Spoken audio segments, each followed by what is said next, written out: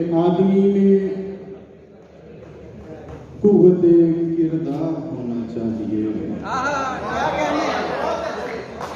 आदमी में कुव्वत किरदार होना चाहिए। क्या जरूरी हाथ में तलवार होना चाहिए? क्या जरूरी हाथ में तलवार होना चाहिए? और आदमियत का तकाजा है यही अब दोस्तों।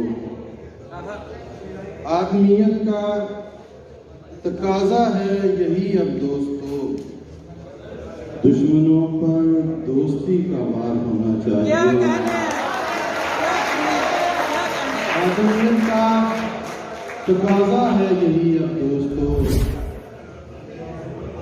दुश्मनों पर दोस्ती का वार होना चाहिए।